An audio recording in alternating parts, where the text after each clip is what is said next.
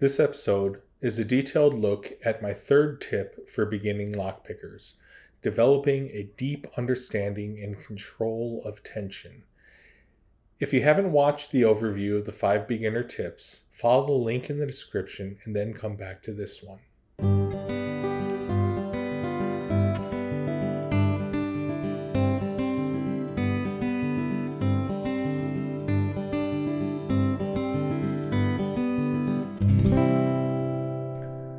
Hey folks, welcome to Pugs Picks Locks. If you're new here, feel free to click that subscribe button and ring the notification bell so you'll always be notified when I release new content like this. And if you like the video, go ahead and give it a thumbs up.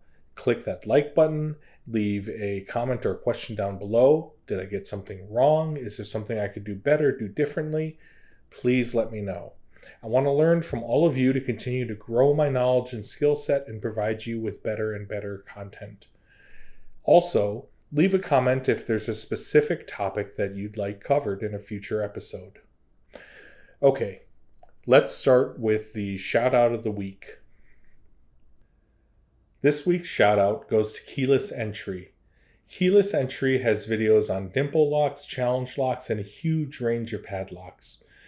What I appreciate most is the excellent narration that Keyless Entry gives as he's picking. There's so much to learn as he talks through tool selection and what he's feeling inside the lock. The channel is 4 years old, has 354 videos, and only has 585 subscribers, and that's a crime. Please use the link in the description below to hop over, give him a sub, and get that number over 600 at least. Okay, let's dive into this week's video. My made-up statistic is that proper tensioning of a lock is 75% of getting it open. While I have zero hard data to support that assertion, I have decades of experience backing that completely made-up number. I have a 3-part series on tensioning that covers my overall philosophy of tensioning. It covers top of the keyway tools and how to use them, and bottom of the keyway tools and how to use those. Links to that playlist will be in the description. But as a quick summary, some sources will tell you to be feather light with your tension. Others will tell you to use heavy tension. I say that you should use as much tension as you need to get the feedback that you need to get the lock open. So listen to the lock. It will tell you how much tension you need in general, and specifically how much you do or don't need to vary that tension as you move from pin to pin. For instance, this little cutaway lock here requires featherlight tension. And you can see the key works smoothly and everything. But when you're actually picking this lock, it feels a little bit gritty and rough inside as you're trying to move the pins. And I don't know if that grittiness, that rough feeling, is a function of the machining that was required to make this cutaway, or if it's just a function of the lock itself. The newness of it hasn't worn in yet. But that grittiness dulls the feedback that you receive from the lock. And the more you increase the tension, the grittier it feels and the duller the feedback is. Another consequence of really cranking on the tension is how much wear and tear it puts on your tools. Let's put this in a vise and I'll show you what I mean. So let's get these out of the way and let's bring a vise in. Okay, so let's get this locked up in the vise. Turn it so I have a better angle to attack. Okay, so this is how I gauge tension. Light tension, I'm able to slip my pick between my tensioning finger and the tension wrench, the tension tool, pretty easily. Like it just slips through and you can actually see it kind of pushing tensioning finger, the tension is so light. That's light tension for me. Heavy tension is this, where you can actually see the tension wrench start to bend and flex, right? That's heavy tension, and I can't really slide my pick through easily. Medium tension is in between. I can get my pick through, but it takes a little bit more effort to work it. So for this lock, well, let's start with heavy tension. So this is a 6-pin lock, and it picks in order from 6, 5, 4, 3, 2, and sometimes 1. Sometimes it'll pop open on 2, and if it does that, I'll show you why it does that. So if I use heavy tension, and I go back to the back of the lock, there I'm on pin 6, and I'm trying to crank on it, and you can see my pick, you can see the shank of my pick starting to bend and flex as I'm trying to move that pin. And so what that does is, in addition to putting more wear and tear on the pick, and eventually you're going to break a pick. It happens. And with use over time, the metal fatigues and it will break. But I like my tools to last as long as possible. So when you're using that heavy tension, though, the heavier tension you use, the more pressure you have to apply to the pins in order to set them. Applying that much pressure to the pin means you have less control over the really small, minute movements that you need to properly set a pin, especially when you start working with security pins. That very minuscule control, that very subtle touch becomes more and more important. And if you're cranking really hard, you're having to press the pins really hard, which means you have that much less control. Okay, so I'm going to go to light tension, super feather light tension. Basically, I'm turning the tension wrench enough to get the plug to stop turning. And then I'm just literally holding it there. I'm not really even applying light tension. I'm just holding it at the point where the plug will turn no further. And then actually I'm going to increase the tension so I don't bump anything on my way to the back of the lock. But I'm going to go to the back of the lock. Now I'm going to apply that feather light tension. And I'm on pin 6. And there's pin 6.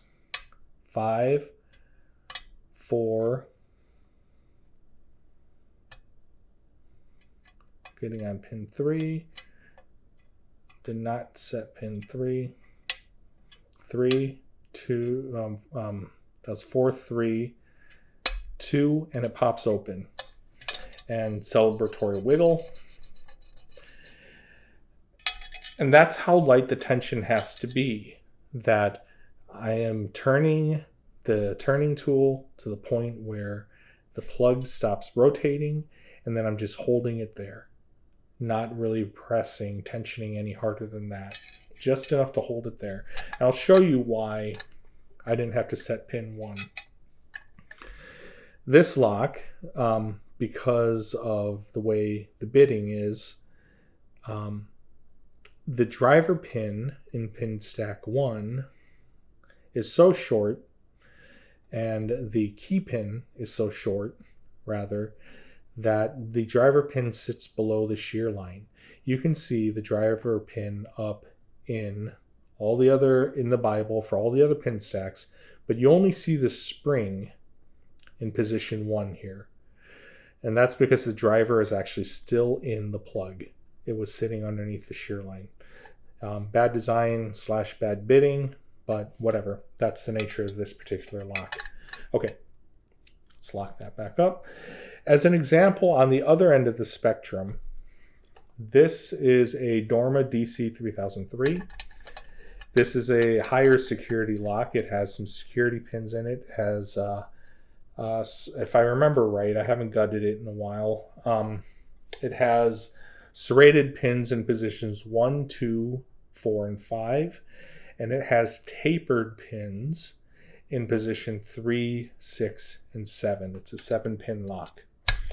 And you can see the key works smoothly. Has some fairly nasty bitting. But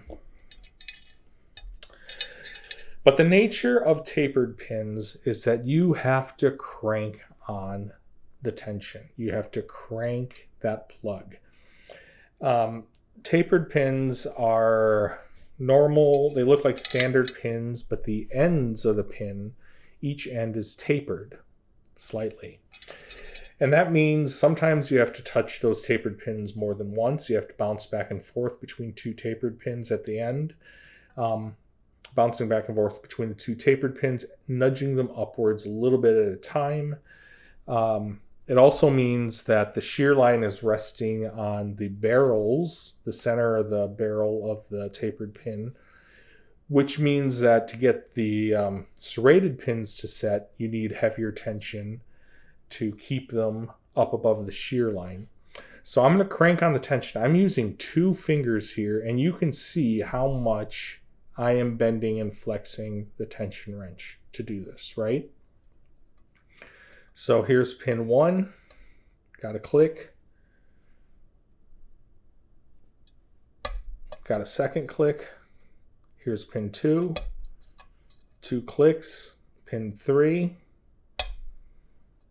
and that's a click, and pin 4, 1, 2 clicks, 3 clicks, pin 5, 2 clicks, and then pin 6, and I'm really cranking the tension, that's a tapered pin, and pin 7, and they're not staying up. Pin 6 and 7 are not staying up above the shear line.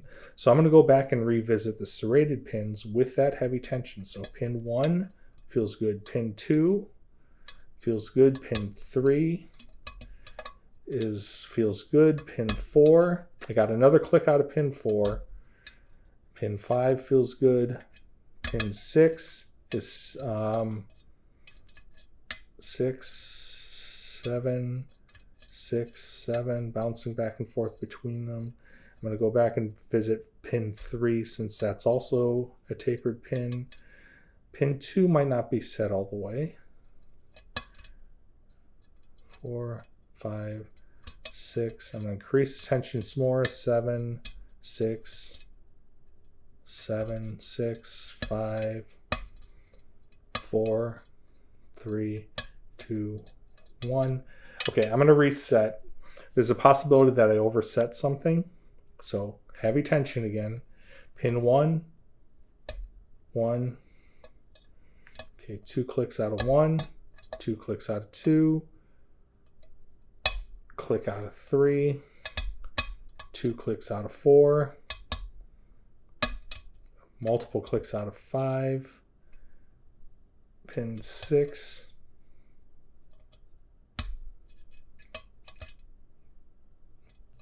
and pin 6, pin 7. There we go. We have an open. So I had to really crank on that tension. And you'll notice that as I was trying to set some of the pins, 6 and 7 specifically, let's do that one more time. 2 clicks out of 1, 2 clicks out of 2, 3, a couple clicks out of 4, 2 clicks out of 5, 6. And as I'm trying to set 6, I'm actually easing up on the tension slightly, but still maintaining really heavy tension. And then I go right back to the super heavy tension. And then pin 7, same thing. And there we go. I had to bounce back and forth between 6 and 7 and vary the tension slightly, but still maintaining that super heavy tension in order to keep those set. Salvatore wiggle.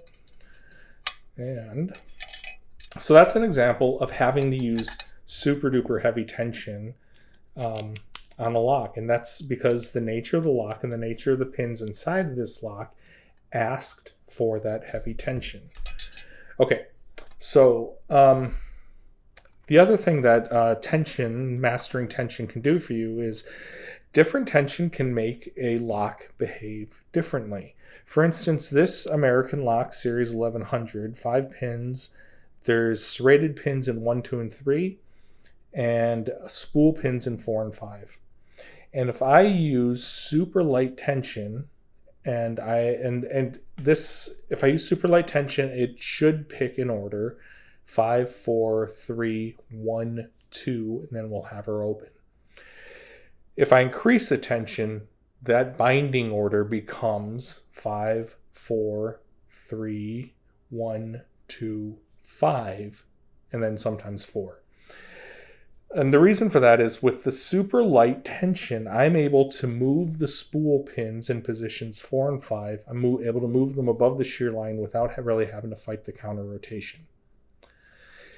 If I use heavier tension, as soon as that first flange on the spool passes the shear line, then it'll lock on the barrel of the spool, the center of the spool, and then means I'll have to come back and deal with the counter rotation once the other pins are set. So I'm going to start with this super light tension. I increase the tension when I'm moving the pick to the back of the lock in case I bump a pin. I don't want to bump a pin and move it. But once I'm at the back of the lock, once I'm sitting on pin 5, I lighten up on the tension, and that was 5. And here's 4. I'm lightening up on the tension even more now. 4. Here's 3. 2 clicks out of 3. Skip over 2. Here's 1.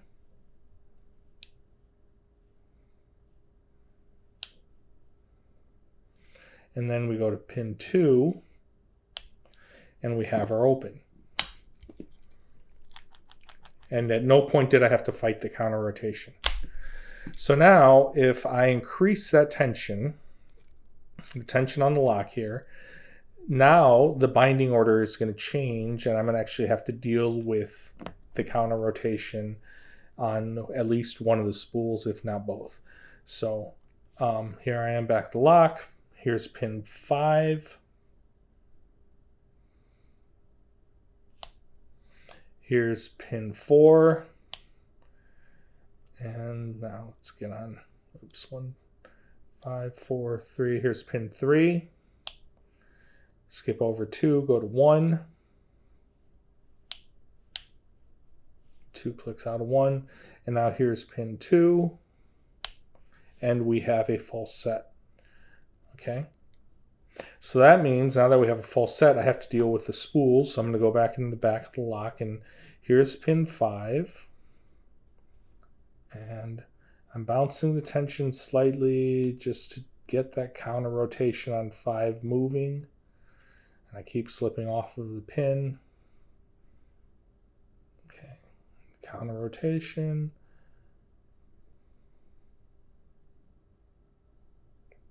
I'm going very slowly so I don't drop any of the other pins in. And there we go. There's our open. So you can see it changed the binding order.